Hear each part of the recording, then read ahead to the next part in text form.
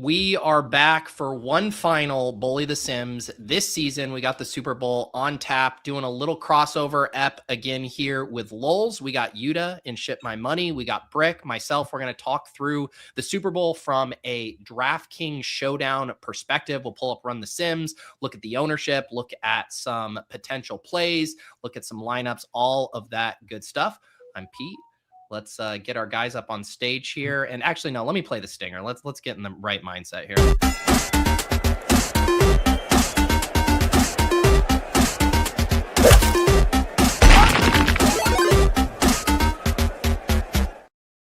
All right, there we go. We do have Youda broadcasting from parts unknown somewhere in Asia. I'm glad we were able to get our time zones, though, all set here, Youda. Thank you for joining us today.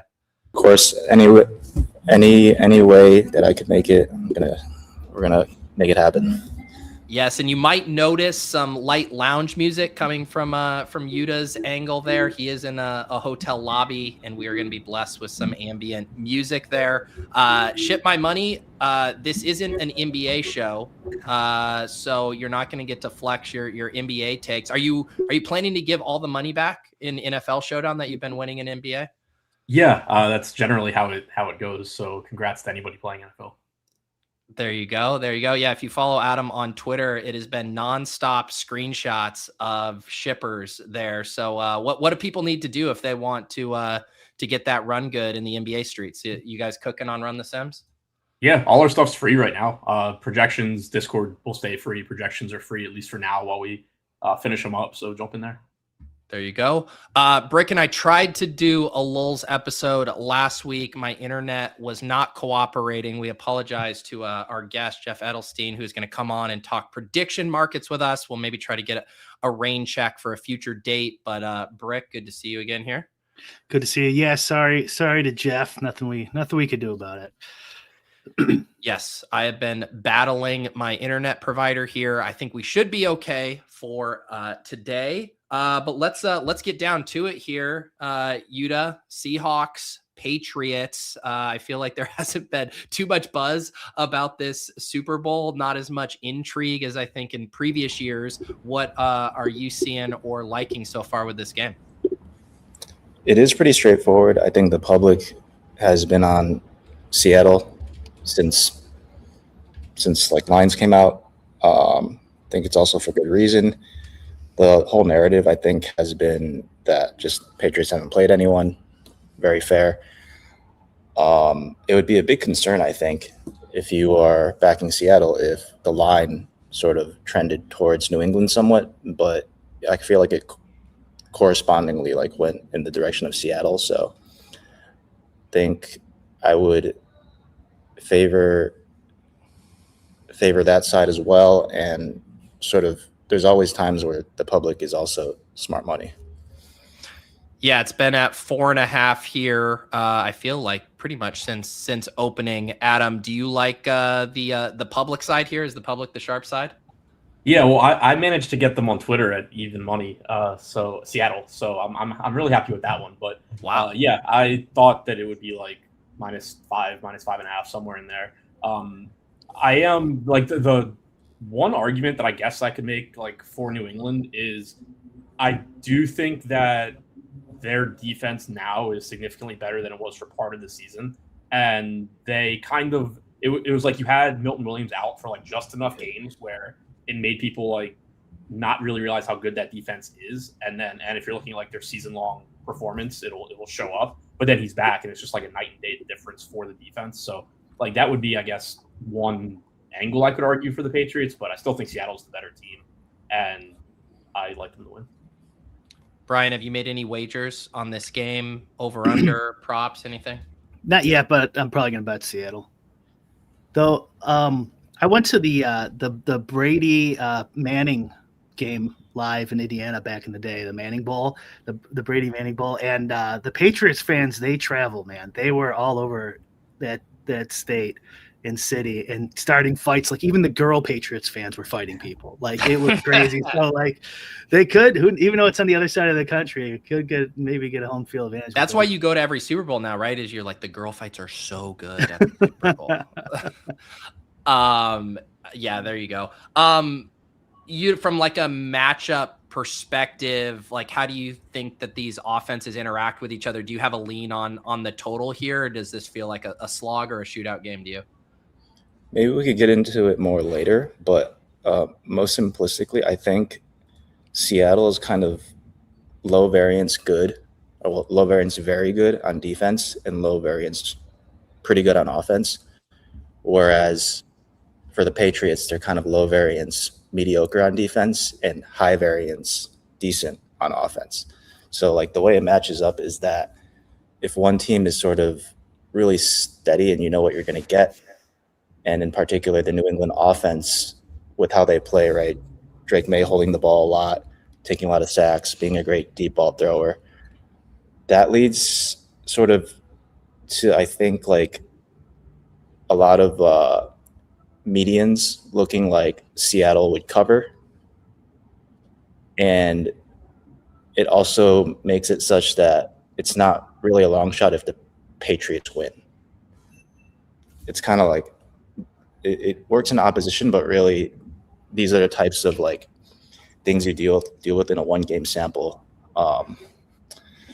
As far as like if you're trying to bet on it, we can get to like over under later, though. It's not really answering the same.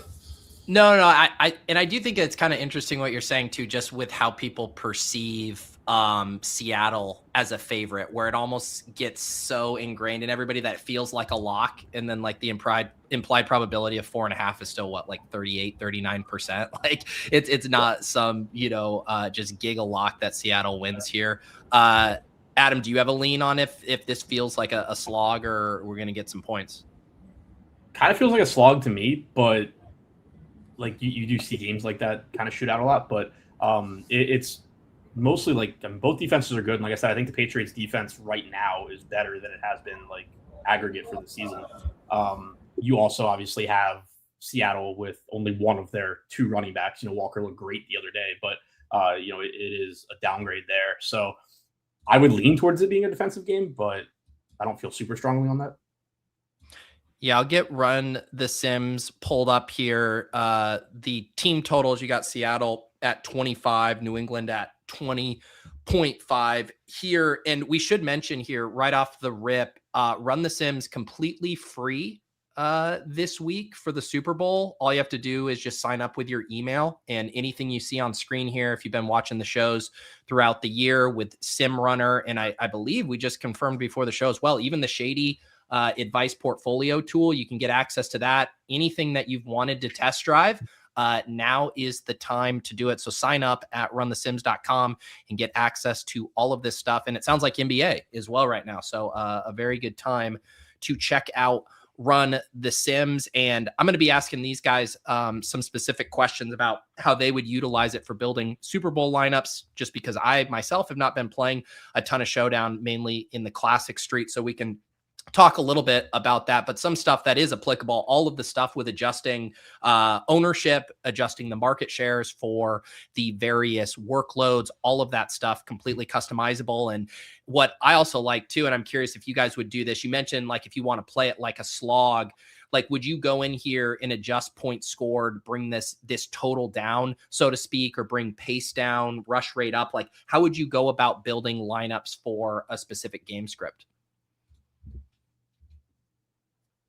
Yeah, I mean, I think. Go ahead, Adam. I'll say, yeah, I think using for like specific game scripts, I think using the team level inputs is the way to go, because everything functions off of percentage of the team's plays. So the easiest way to do it is, if you think it's going to be a low scoring game, lowering the points, maybe lowering the pace. If you think, Seattle's just going to run away with it, then maybe lowering the plays for the Patriots and increasing the rush rate for Seattle, lowering the rush rate for the Patriots. And in general, I do think, kind of going back to like what we were saying before, to some extent, I think this is a good slate where obviously you have the time to do it. Like it's the only game that you're paying attention to run different sets of sims with like different assumptions, because the median is just like the median projections for this game, I think, are just so straight up. Like there's no real ambiguity in like what the wide receiver distribution for the Seahawks is going to look like, or the running back distribution or anything. But there is going to be volatility, obviously, in how the game plays out. There's going to be more volatility in ownership than in median projections, most likely. So, like, running different sets of sims with different assumptions and testing out, like, okay, like, these are the most volatile spots I can attack.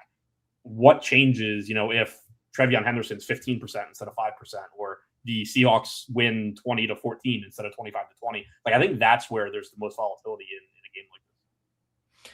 Yeah, and that's also when you can really, start to figure out what are the plays that are resilient to even different game states and stuff like that. Because sometimes you'll just keep like boosting some guy's ownership and he keeps showing up, and it's like, okay, well, maybe this is a spot that's hard to get away from. Youda, as far as like input volatility, I feel like Patriots ancillary wide receivers is kind of an interesting one. We saw Mack Hollins return after a 4-game absence. Booty's really been that second fiddle, but Mack comes along, and then Demario Douglas, Kyle Williams, all of them like kind of in the mix, similar skill sets and stuff. Do you have any leans on how you'd like to play Patriots wide receivers? They're so rotational anyway that if something is working, I think they're more inclined to just go with that. And so to that end, everything is sort of scrappable, in my opinion, because there's nothing left after this. So they're going to do whatever it takes if they see something.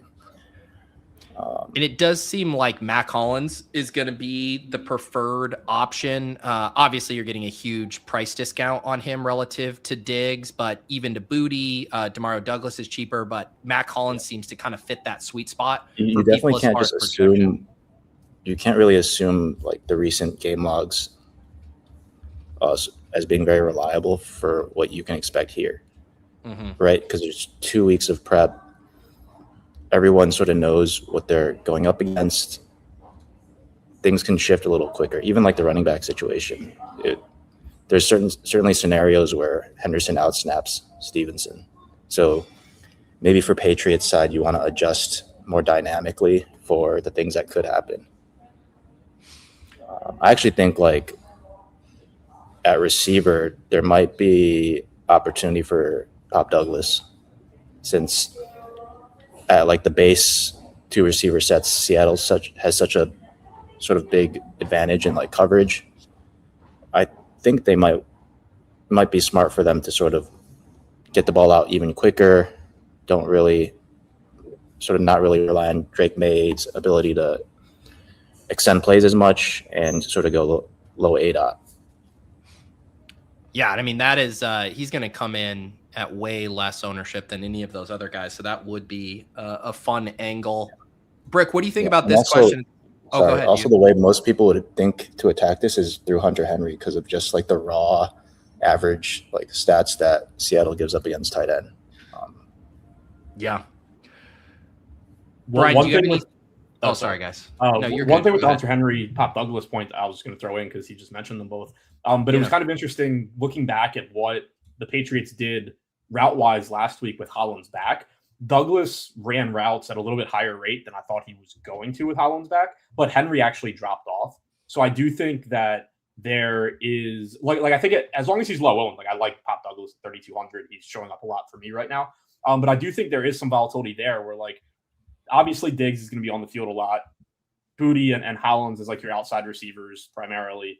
I do think that there is some kind of like push-pull between Hunter Henry and Pop Douglas, even though they're obviously different positions, where if the field is going to play maybe a lot of Hunter Henry or target him for the reasons you just said, then getting to Pop Douglas makes sense as sort of a negatively correlated play in terms of playing time. So that was something that kind of stood out last week, where Henry did run fewer routes than usual, and that definitely could have something to do with why Douglas managed to stay on the field as much as he did.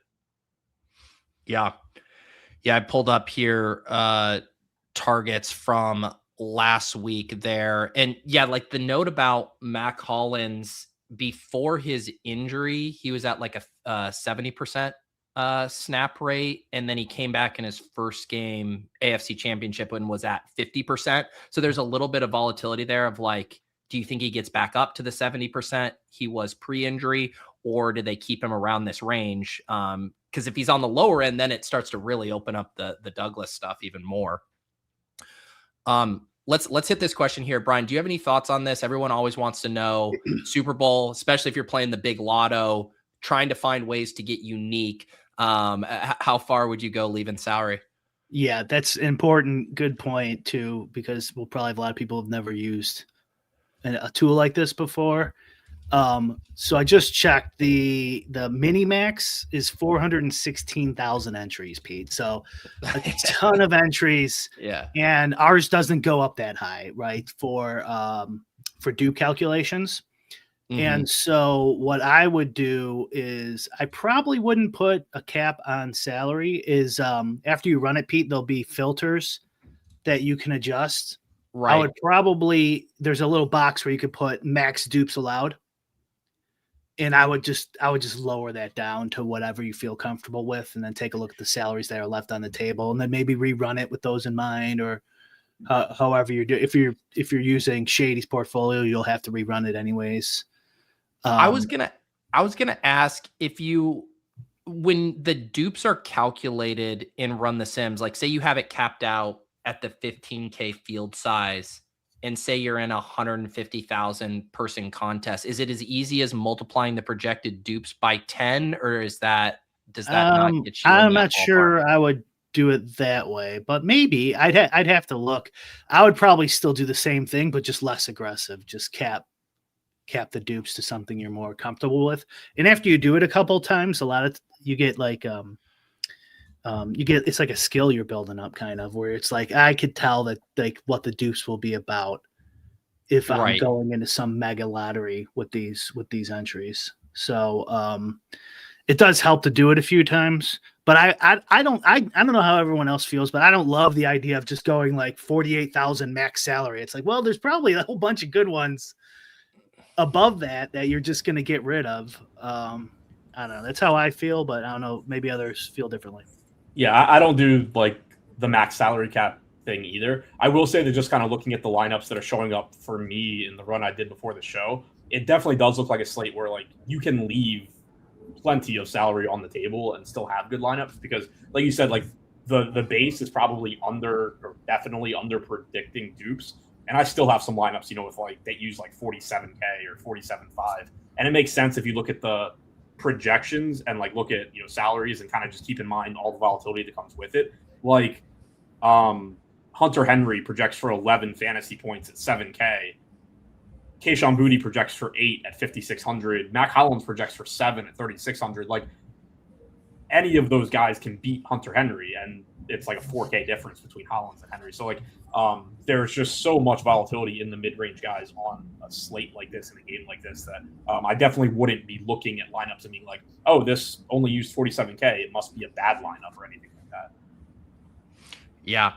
That was kind of like something that kind of jumped out to me too, just the way these offenses have been concentrated around just a couple of players, and there's so much variance in the ancillary players who get used that there's probably an overconfidence in the Cooper Kupp, Mack Hollins, like tier 2 guys, relative to like the tier 3 guys that feel a little more uncomfortable, but probably with touchdown volatility have just as much likelihood is ending up in optimal lineups. It's really like JSN being projected for so much volume that the like median and I guess the floors for Kupp and Shaheed aren't high enough to overcome like Jake Bobo randomly getting a touchdown.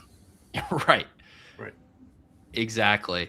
And like the entire Patriots receiving room is like that. Like Stephon Diggs projects as the best receiver, but even he is relatively touchdown dependent. Like you're not really expecting him to go out there and catch like 9 passes for 9 PPR points or anything. Like any Patriots receiver could end up being the highest scoring Patriots receiver, and nobody would really bat an eye. I feel like the Diggs range of outcomes is closer to Cooper Kupp's than it is JSN's. Yeah, exactly. But like, it's not good for us though. Sort of knowing that anything could happen. We're basically acknowledging that things can happen that aren't really foreseen. Yeah. Like when you think about guaranteed volume in this game, it's basically JSN, Kenneth Walker, sort of Ramondre Stevenson, but like, and that's without even getting into efficiency. You know, like Stevenson can get plenty of carries and still suck. Well, Youda, isn't that kind of it? It makes it a less appealing slate for smaller and mid-sized contests, and it makes it very appealing in the large lottos because you can get on these plays that the field's not going to feel comfortable with, but have a pretty strong, I don't know, or a stronger probability relative to their ownership of hitting. Yeah, to an extent, but then there's also a point where you actually can't cover all those outcomes. So yeah, usually when you have 150 lineups, you're guaranteed to win because you can cover 150 outcomes. But in this scenario, there's more than 150 things that can happen, so you might lose. Yeah. Do you guys? I kind of like small field on slates like this because the ownership does get so concentrated typically. Whereas like in your lottos, ownership flattens out, and a lot of times those like kind of you like your Travion Henderson play is absolutely going to be higher owned in a lotto than a small field if like you wanted to go that route. Like if he just randomly has a big game, you're probably competing with like 10-12% of the Millie field and like 4% of a 3 max field. Yep. I did run some lineups here. Do you guys ever read into anything as far as looking at like plus EV, minus EV players for a specific set? Does this ever kind of tell you anything about the slate, or is it just going to be kind of noisy to the specific settings that you ran a sim on? Jake, Yeah, just looking at it like in a vacuum, it would be noisy because it still depends on the team, the rest of the lineup. I've honestly never used any of like a chart like that. I do think you probably could use it like if you're doing what I was talking about before and like running sims with a bunch of different assumptions. It's probably a good thing to use just to kind of eyeball like, oh, did some dude that was a horrible play at 5% ownership now jump to, or at 10% ownership jump to like a great play at 5% ownership? That would just kind of reinforce very quickly that like he's extremely ownership dependent. Yeah, and like for this one, I didn't mess with any of the inputs, like the totals and everything are the default, but I do think you could come in here to the player exposures and then you can sort right by like the captain leverage and see what's jumping out. You guys had both mentioned the Hunter Henry. He's showing as like the top captain leverage. You can look at the total leverage that includes the flex ownership as well. There's Yuda's guy, Demario Douglas. Hopefully you're okay with me calling Pop Douglas your guy now. Youda there after one, lukewarm take. That's how it goes. Hey, Pete, real quick, you mentioned earlier like changing the game inputs. You could change the player input. So that's like for takes, right? If you want to see like what a slug would look like or whatever. If you just want to change a player, like you don't like he's like way under or way over, I would use the filters and just put max exposures, especially in Showdown. It's just so easy. And if you go under, the advanced filters tab, you can max contain a player. You can't, can't contain. And then there'll be like a little box that pops up for the percentage you want of that player. If I want to make sure I have 0% Tommy DeVito, you want that, then you put it under can't contain. Can't contain, yes. But it's pretty easy in Showdown because there's only so many positions. So if you lower, Travion Henderson or something, you're obviously going to get more of the other usable running backs too. Yep. So it's just way quicker to do that than to go over and change the rates that are in there and then run it again and just hope it goes up or down. Mm-hmm. Like if you I know I want this much, this guy, just use those. Yeah. Yep. And also to circle back to this question from BKG, you can run these lineups and you can then go see kind of the salary and kind of get a feel for what these top lineups are doing salary wise. And like, you'll see one down here at 47,600. That's leaving what, 2,400 on the table there. And then you'll see some of these top lineups that are using almost all of the salary. And then you can kind of sanity check that to predicted dupes as well. And it is no surprise that some of these that use almost the full cap are projecting for way more dupes. Yeah. And if you're going to play the lottery, then I would go. So like, that's an obvious, I would be like under 20, right? Like that's too much. So yeah, advanced filters, it's somewhere. There you go. The most would be less than 20, let's say. Yeah. And then it should get rid of those two. You don't need to rerun anything. You can just go back and it should get rid of them. Yep. There you go. And with all the volatility that we know there is in this game, I would be more sensitive to avoiding like the high predicted dupes lineups. Like there's some showdown slates where through pricing and just who's active or whatever, we're just like, shit, this lineup's going to be duped a lot, but it's also just going to win such an absurd percentage of the time. I don't think this is a slate like that. Youda, when you build showdown lineups, do you like approaching it from like a game state or game flow story angle, or do you like building around like players or like specific leverage angles and then just seeing what lineups bubble up in that regard? I do tend to have my takes built in just because I feel like that's more my advantage than things like the construction and correlation. I certainly work those things in, but I still think my strength is more on having a good sense of what's more likely to happen. Mm-hmm. We were talking about limiting salary. I do that though for the lotto. What do you do it at? What would you do it at? Even here, I mean, just at a glance. He's on the wrong page though. Go to that last page, Pete. The last page, right? Isn't it different lineups there? No. Oh yeah, my bad. You can see the salaries. Yeah. Even like 49.5 in this spot, because psychologically people still like spending it if you're clicking. Like if what's the dupes on that one, Pete? The 5 dupes, 20. No, sorry. Now we're low down here. Yeah, I just think those could come in lower, or sorry, the number of dupes could come in higher than they actually do the more salary you spend, and it doesn't really have anything to do with projection or anything other than just people like spending salary. And I was kind of just using an example with 20, Pete. I would probably go at least under 6, just kind of glancing at this, maybe even lower. And then after that, maybe I would get rid of some of these higher salary ones. But the blanket salary to like, something really low, I think might be who's the guy who always does that? He gets like one dupe. He never dupes a lineup. Does he even play anymore? There's a DFS player who would get like one dupe lineup in showdowns every time, but he would just go real hard on the cap on salary. Yeah, I think he might have been giving away a little too much.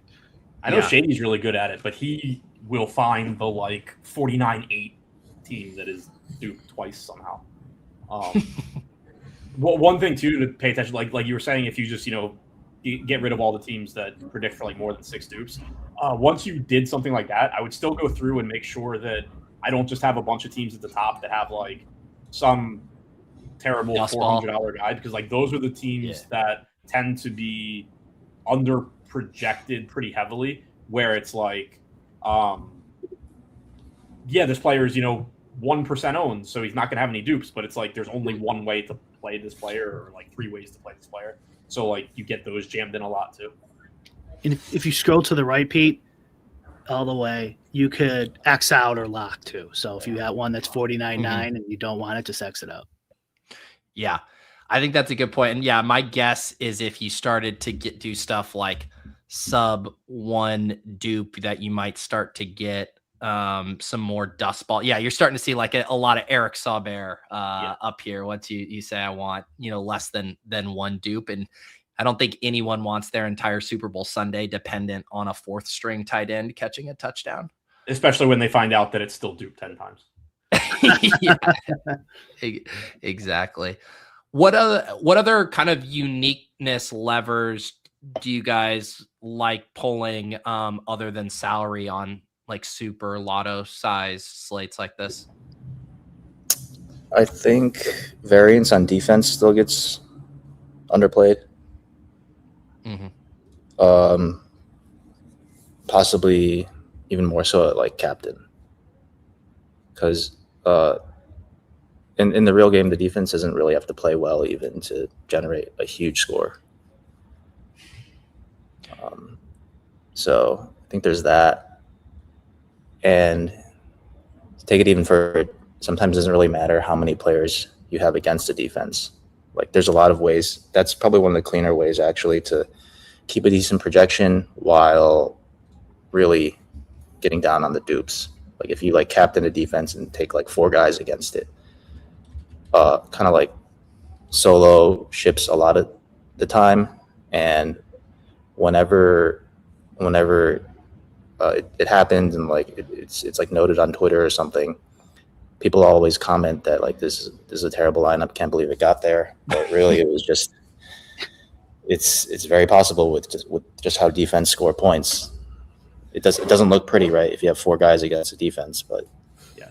And in general, like if you are going through your lineups and trying to figure out, from a dupe standpoint, stuff like that, I think like I it's something that I personally plan on spending time modeling before next season, because I think it's important and I haven't done it. But like when you are talking about, using salary, for example, as a way to lower your dupes, I do think that paying attention to like the positions and everything within your lineup is something that kind of like makes a big difference and slips through the cracks. Like whether it's playing like a defense at captain and still having 4 players against it, or having having wide receivers that don't have their quarterback, or just lineups in general that don't have the quarterbacks, or whatever it may be. Like there is something with the positions themselves and how they relate to everything else in your lineup, where the more you look at your lineup and just go like, all these players are fine, but they don't necessarily make a lot of immediate sense, the less likely that lineup is to be fun, because people want a story that makes sense when really it's a 1-game sample size and a bunch of weird stuff's going to happen.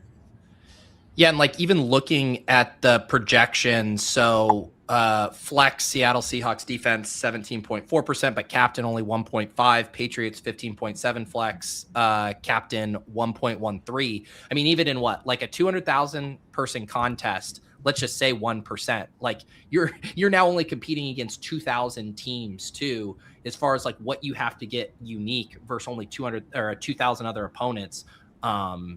It's a lot lower bar to clear than 200,000, or if you're going against 50,000 JSN teams or whatever.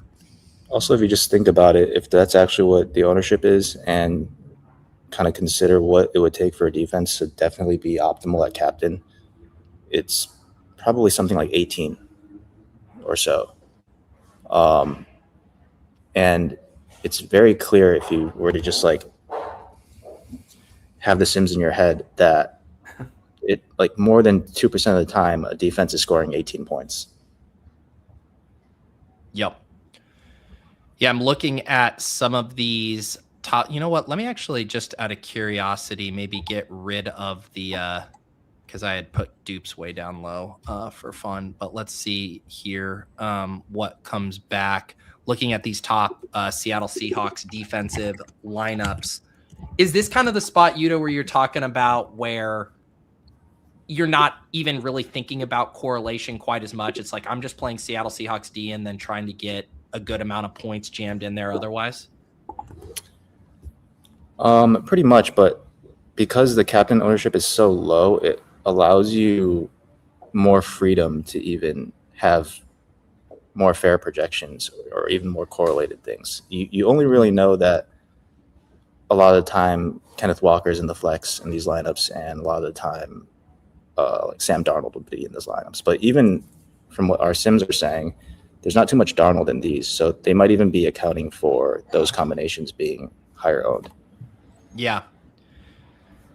Yeah, I wonder, like, would you flirt with some, like, Seattle Seahawks D? Does that mean like a George Holani is getting more play or more run in the second half?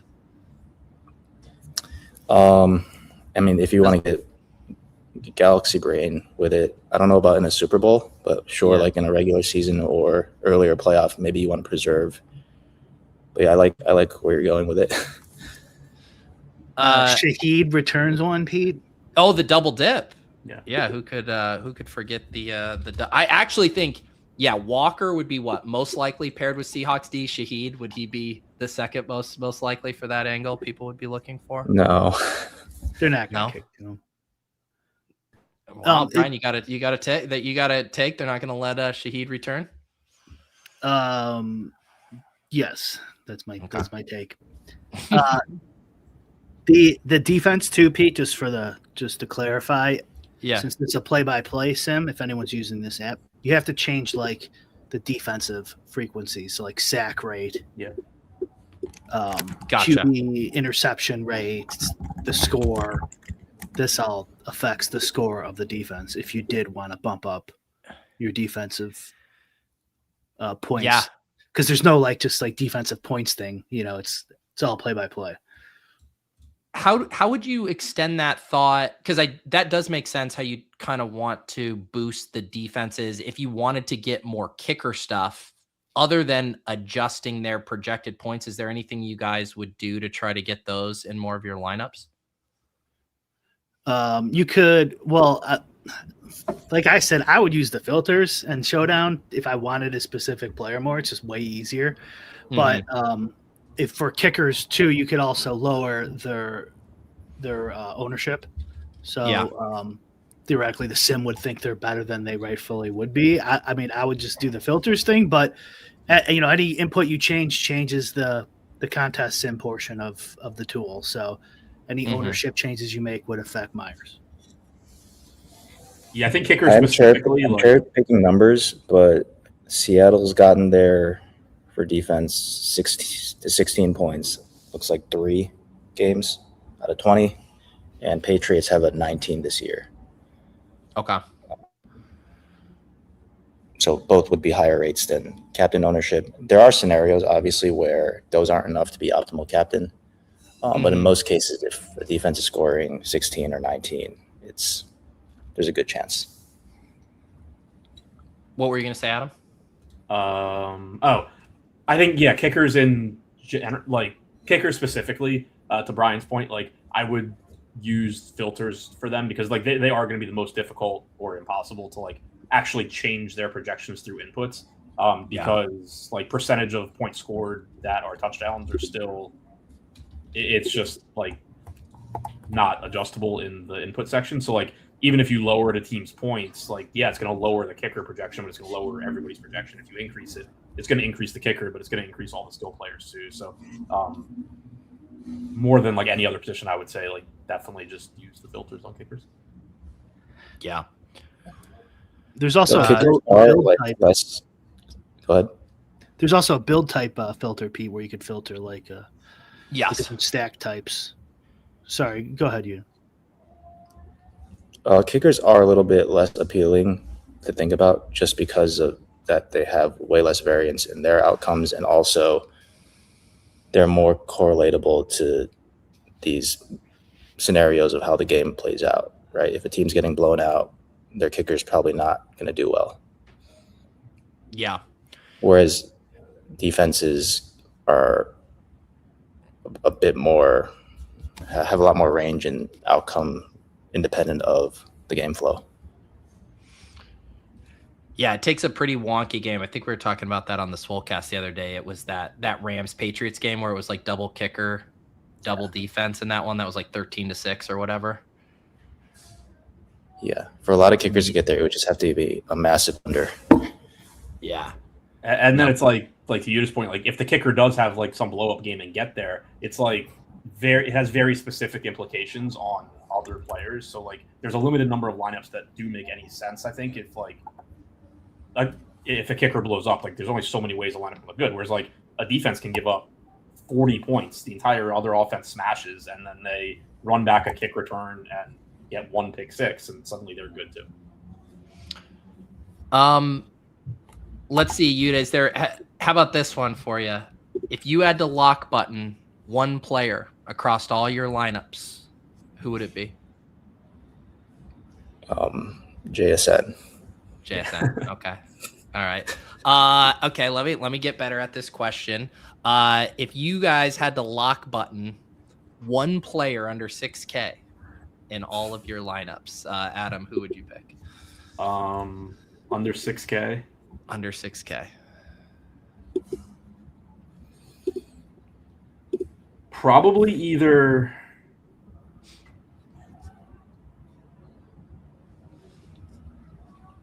Hollins or Henderson for completely different reasons. Hollins because he could just, you mentioned it earlier, he probably has as much playing time volatility as anybody barring injury. And he's cheap. Henderson, I think it's completely reasonable or likely that he just doesn't really see playing time. But last week, but I do think he's going to be pretty low owned.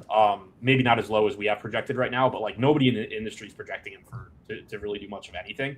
And he isn't. We know he's an explosive player, and like George Holani just has this locked in backup running back role, and he's going to get ownership because he's cheap and projects reasonably well for his salary.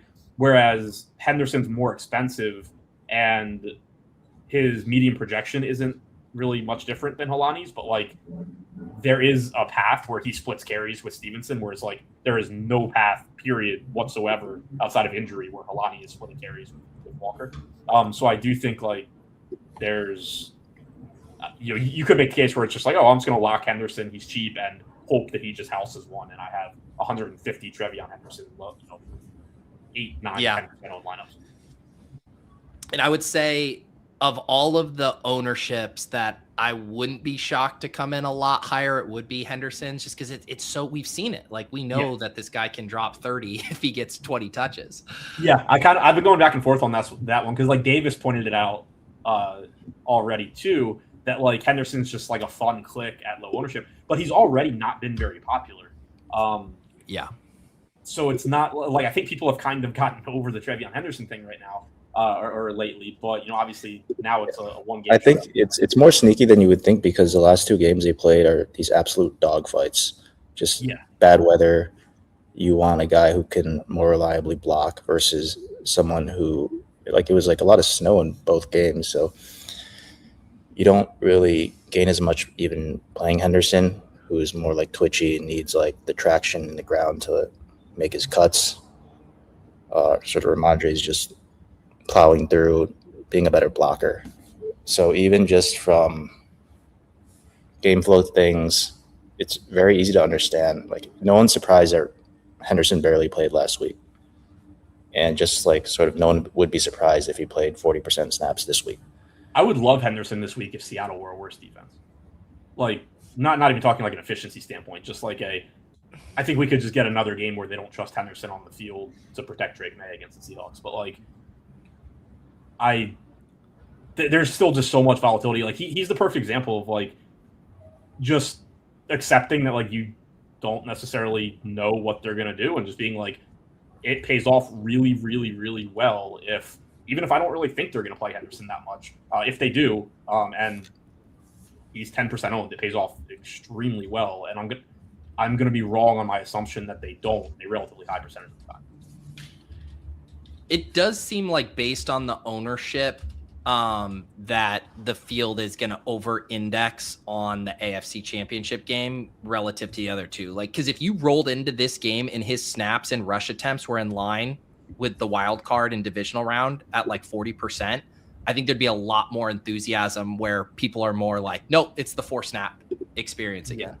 I would say too that I think you can be a lot more confident if you're playing like, and I think I already mentioned it, but if you're playing like 3 max stuff, a little bit higher entry fee type stuff, I think you can be a lot more confident in Henderson being like really low owned than playing like lotto type stuff, because you're gonna have people in the lotto that are just less projection heavy and clicking on the guys they want. Whereas, if you look across the industry, like there's not a single site projecting Trevion Henderson for anywhere close to like what he would have been projected for 3, 4, 5 weeks ago.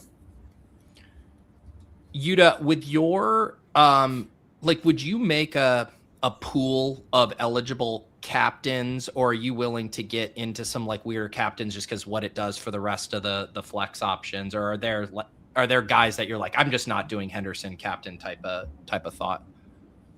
It depends how closely I'm looking. I would say Henderson's someone I would rather have captain of, like at a greater rate than flex, with sort of how his outcomes sort of range. But no, I don't really limit myself to pools or groups that I'm willing to take. Yeah.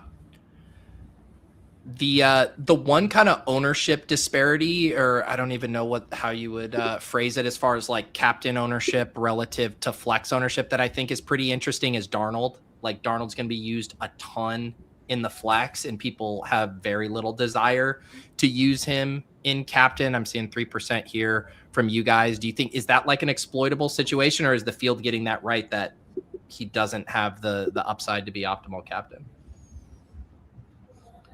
He might come in more than 3, but not much more than 3. So at those rates, yeah, I think that's pretty good. I think the biggest issue with Darnold isn't even like his personal upside. It's that the massive percentage of the time where Sam Darnold does have a ceiling game, JSN is just going absolutely nuts, and JSN is your captain.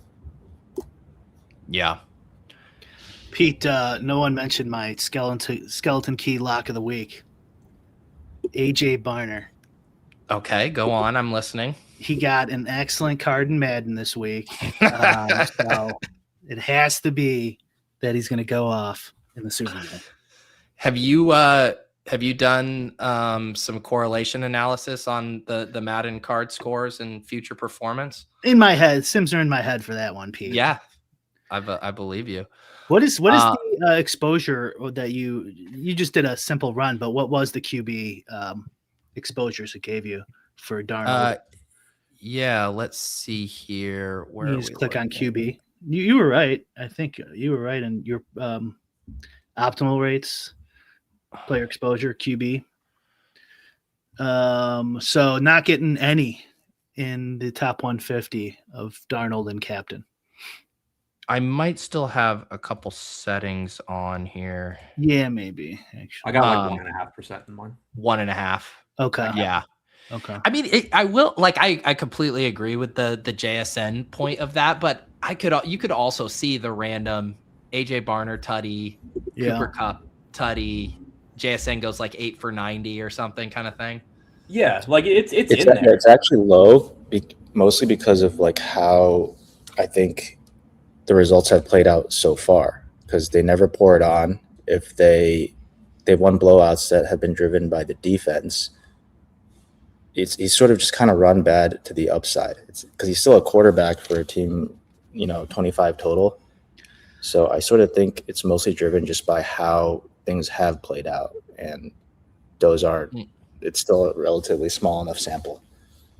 Like he hasn't rushed for a touchdown this year, but he's rushed for plenty of touchdowns in the past. Yeah, he has been running more. I mean, by his standards, like a 10 to 12% like rushing market share. Whereas earlier in the season, they were activating Milrow to use for like QB sneaks and stuff. But even outside of that, like you were getting Sam Darnold like 3-4% rushing market share. So like he is running more often. It's just still very little, like especially compared to like Drake May. Look who's popping in the flex spot in all these lineups with Darnold, by the way. AJ Barner. Yep. He does seem like very strongly correlated with a captain Darnold play. Just last except when he does a tush push. The tush push, true. He's their preferred tush push. I'll also mention on this filtering the Darnold lineups, almost every one of these are 5-1 or 4-2 Seahawks builds. Let's see. Here's a question from Angelo in the chat. Do you think you need to include 1+ lower owned play in any of the chalk captain lines to get different? So he's saying if you're using JSN, Walker, or May, I assume the Sims will kind of push you in that direction if you're using you can also, Pete, that is a filter. You could, I believe, if you do the advanced filters again, it says must include one player with a projected ownership less than whatever you want. Yeah. Mm-hmm. So like ideally, whatever your process is naturally getting there.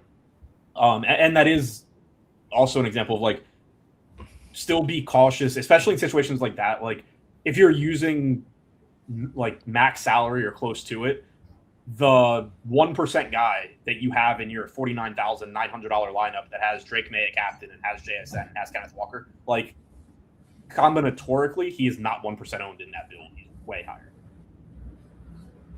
Yep. Yeah, so you can do that. But yeah, I think the nice thing is the Sims, when it's looking at the plus EV stuff, I think it's going to naturally have some of these lower owned plays that are making the lineups pop from an EV perspective. Youda, would you say for Showdown, are your lineups in the lottos versus smaller contests, is there a bigger disparity in what those lineups look like in Showdown relative to Classic for you? No, just because there's fewer options. But I guess in theory, it's hard to answer. Just it kind of even depends on the game. Okay. I guess I would say, like, would your process be a lot different for building? Like, I assume you're going to play the big 4K contest versus like that has what, like, is it like 700 entry or how many? Is it 6,000? I don't remember what it was, but compared to the 300,000 lotto, are your lineups going to look that different? Yeah, it would look massively different. 750. 750. Yeah. Yeah. If played perfectly, I'm not sure there would be identical lineups between those two contests. Mm-hmm. Adam, what contest do you like playing for the Super Bowl showdown? Whatever's on the NBA slate. How many NBA games are on Sunday? Yeah, are they trying to go ahead yet? Yeah, I don't know. I'll probably for showdown in general, I prefer playing the 153 max type stuff. I personally don't find it super enjoyable to spend a bunch of time simming out a bunch of different angles to try and win the lotto type tournaments. So my preference is generally the smaller field stuff. Yeah, that's funny. He says that 'cause that's what I was going to suggest people do if they sign up for a free membership and try this. It's like if you have some hunches, try them out and just take a couple lineups from if you think it's going to be a low scoring game or if you think JSN's going to shit the bed or something, just pump that. Or if you have ownership guesses, pump it in there and take the top couple lineups. Guess a different way that you have a different. Take the top couple lineups from there, and then enter 4 or 5 lineups. Yeah. I said it earlier. That's absolutely what you should do. I would just rather spend 15 minutes making lineups. No, I hear you. For mechanics of building lineups, obviously ownership stuff. The Sims are going to be pretty dependent on those. Adam, how much do you think ownership will get tweaked or changed between now and lock? Probably not too much, because I don't think we're waiting on any massive injury news. The assumption is that Darnold's playing, for example. So probably not too much. I do think that you could see Henderson's ownership come up a bit, because again, in large field stuff, I do think it'll come in higher. But mostly I think it's going to be in this ballpark, especially because I updated it this morning. Mm-hmm. Yeah, I mean, occasionally you'll get I guess what the Arroyo stuff could be something that shakes up the tight end. Yeah, if Arroyo's active, it changes a lot. Well, it changes Saulbert, for example, clearly. Yeah. That's always if you're building a ton of lineups, you probably want to start early and start getting into stuff. But then if you only have 90 minutes to redo all of your different sets because Arroyo's in, can be annoying, or it can be an edge if people are too lazy to update their stuff. Yeah. Where do you guys stand on? Are you bring the laptop to the Super Bowl party? Is that the move? Well, not me. Youda, where are you watching the game? Are you still going to be in Asia? It's just could be anywhere, undisclosed. Could be anywhere. All right. I'm thinking back to the one night that I hung out with Youda, and it fits perfectly with what he just said. I think that was 10 years ago. Adam. Yeah, it was 10 years ago. It was. Yep. Are you saying you live a different lifestyle now than 10 years ago? Me? Yeah. I mean, I think I'm sure both of us live quite different lifestyles. No, Adam's the same. Nope, I do the same. All right, let's see here. I tried to pin you guys down on a favorite lock button play. Let's go a little bit more macro to wrap up. Favorite angle for this slate. It could be player specific. It could be contest selection. It could be roster construction. What's an angle you are interested in hammering for your lineups? We can start with Adam here. I kind of it didn't show up in my sim run, and I did already do it in projections, but I kind of like the idea of amongst like the players that like everybody wants to play, of getting away from Kenneth Walker a bit. Like, I think the volume obviously has to be there, but I think people are just going to very much underestimate how good the Patriots rushing defense is as currently constructed, and that could open some things up, whether it's going to more than 10 or just going other directions and getting away from a 50% on running back. Yeah, and it's like we have such short memories. Like everybody's now just like, Kenneth Walker's the GOAT. Like I already have the flashbacks to that game. I think it was against the Cardinals, the second matchup they had this season where he was like chalk. I forget what the matchup was. There was like the Kenneth Walker, everybody's all in on him and completely flops, which this guy's been known to do that. I guess not necessarily with Charbonnet out of the picture, but yeah, I like the idea. He still doesn't have guaranteed passing game work like that'll keep him afloat, basically. Like if he gets an inefficient 18 carries and doesn't happen to get in the end zone, like he's not having a good game. Yep. Brick, is it AJ Barner for you, or you got something else? I got something else too. It's definitely AJ Barner. That's a fact. But I think, Pete, this is going to start the Belichick or Tom Brady curse. Patriots lose, and they don't win again for another 20 years. And they'll call it the Brady curse or the Tom Belichick curse, and it starts here. I can't see Pete. Wouldn't it be insane if the Patriots won? Like I don't know. Like I can't see them winning. Yeah. I mean, I saw Patriots fans are upset that Brady like isn't picking the Patriots or won't back him. Like they feel betrayed, as if Tom Brady didn't go live an entire life post New England, including being an owner for the Oakland Raiders. But yeah, New England fans' feelings are hurt there. All right, Youda, favorite angle on this slate? A little bit, mostly we've already been discussed. I do have a bias to Seattle.